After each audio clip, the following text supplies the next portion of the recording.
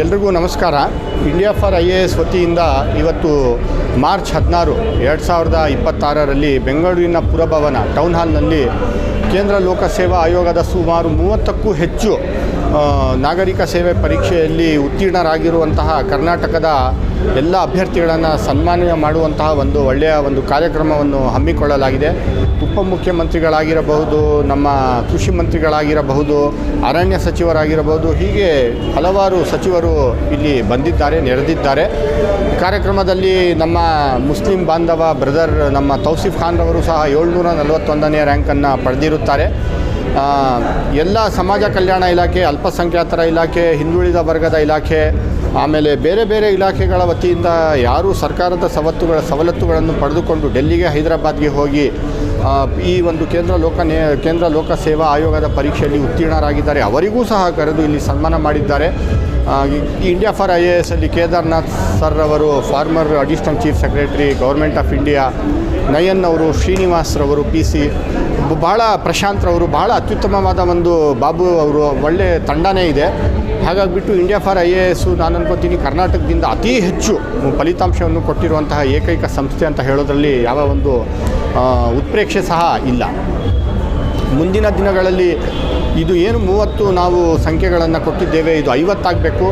1000 ಪೋಸ್ಟಲ್ಲಿ ಕರ್ನಾಟಕದವರೇ 100 ಜನಗಳಾಗಬೇಕು. ಯಾಕಂದರೆ ಇಲ್ಲಿ IT, BT, medical, engineering ಈ ಥರ ಮಕ್ಕಳುಗಳು ಜಾಸ್ತಿ ಆ ಸ್ಟ್ರೀಮಲ್ಲಿ ಹೋಗೋದಕ್ಕೆ ಪ್ರಯತ್ನ ಪಡ್ತಾರೆ. ಆದರೆ ಕೇಂದ್ರ ಲೋಕಸೇವಾ ಆಯೋಗದ ಪರೀಕ್ಷೆಗಳಲ್ಲಿ ಉತ್ತೀರ್ಣಗೊಂಡು IAS, IPS ಅಧಿಕಾರಿಗಳಾಗೋದು, ಕರ್ನಾಟಕ ಲೋಕಸೇವಾ ಆಯೋಗದ ಪರೀಕ್ಷೆಯಲ್ಲಿ ಅಲ್ಪಸಂಖ್ಯಾತರಿರ್ಬೋದು, ಹಿಂದುಳಿದ ವರ್ಗದವರಿರ್ಬೋದು, ಅಥವಾ ಸಮಾಜ ಕಲ್ಯಾಣ ಇಲಾಖೆಯ ಹಲವಾರು ವಿದ್ಯಾರ್ಥಿಗಳಿರ್ಬೋದು, ಇನ್ನೂ ಅತಿ ಹೆಚ್ಚಿನ ಸಂಖ್ಯೆಯಲ್ಲಿ ಭಾಗವಹಿಸಿ ಅವರು ಏನಾದರೂ ಸತ್ಪ್ರಜೆಗಳಾಗಿ ನಾಗರಿಕರು, ನಾವು ಸಿಟಿಸನ್ಸ್ ಅಂತ ಹೇಳ್ತೀವಿ, ಸಿವಿಲಿಯನ್ಸ್ಗಳಂತ ಹೇಳ್ತೀವಿ, ಅವ್ರು ಸಿವಿಲ್ ಸರ್ವೆಂಟ್ಸ್ ಆಗಿ ಪ್ರಜೆಗಳು ನಾಗರಿಕ ಸೇವೆ ಪರೀಕ್ಷೆಗಳಲ್ಲಿ ಉತ್ತೀರ್ಣರಾಗಿ ನಾಗರಿಕ ಸೇವಾ ಅಧಿಕಾರಿಗಳಾದರೆ ಉತ್ತಮವಾದ ಆಡಳಿತವನ್ನು ಈ ರಾಷ್ಟ್ರಕ್ಕೆ, ದೇಶಕ್ಕೆ ಕೊಡ್ಬೋದು ಅಂತ ನಾನು ಅನ್ಕೋತೀನಿ. ಕರ್ನಾಟಕದ ಮಕ್ಕಳಲ್ಲಿ ಈ ಛಲ ಇದೆ, ಕರ್ನಾಟಕದ ಮಣ್ಣಿನಲ್ಲಿ ಈ ಒಂದು ಬಲ ಇದೆ. ಹಾಗಾಗಿಬಿಟ್ಟು ನಾನು ಅನ್ಕೋತೀನಿ 1000 ಪೋಸ್ಟಲ್ಲಿ ಸೌತ್ ಇಂಡಿಯಾಲಿ ತೆಲಂಗಾಣ, ಆಂಧ್ರ ಪ್ರದೇಶ್, ಕರ್ನಾಟಕ, ತಮಿಳುನಾಡು ಏನಿದೆ, ಪಾಂಡಿಚೇರಿ, ಇಲ್ಲಿ ಒಂದು 150-200 ಜನ ಆಗ್ತಾಯಿದ್ದಾರೆ.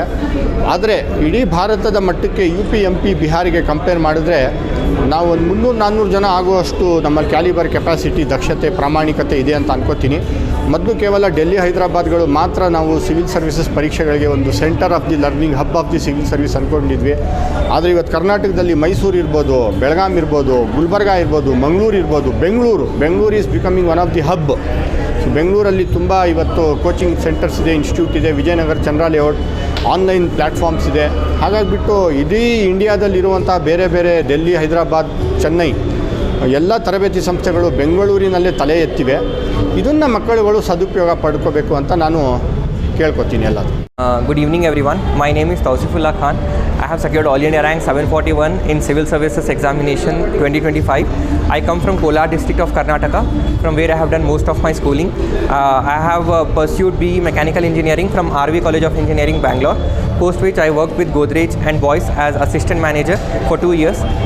In 2021 I left my job and I started to prepare for civil services. I am presently working with CSIR NGRI as assistant section officer, and this was my 4th attempt and second time I went to the interview. Last year I missed by 1 mark, and this year alhamdulillah I have got All India rank 741. To all the youths preparing out there for civil services, sometimes the journey becomes really very long and you have to hang out there and you don't have to quit.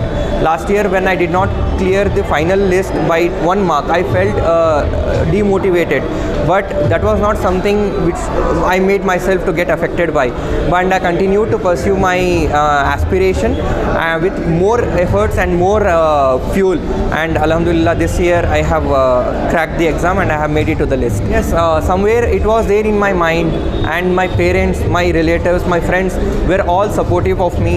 They used to see me as a topper, and even though I was demotivated sometimes, I was feeling to like give up and to pursue some other career, like still the motivation and the confidence which they put in me made me to see myself as a topper, and alhamdulillah it made me to gather efforts and pursue civils with most dedication, sir. Sir, this is a really proud moment, and I am really thankful for India for IAS for coordinating such a event, auspicious event today, and inviting the Honorable Deputy CM of Karnataka. I am accompanied by my father, my uncle, and my friends. I want to give a message to all the aspirants preparing out there that you pursue with more efforts, and you put in more efforts, and study hard, give more tests, and give more hard work, write more answers, and inshallah you will be there. You will be there in this event, inshallah, next year. Thank you.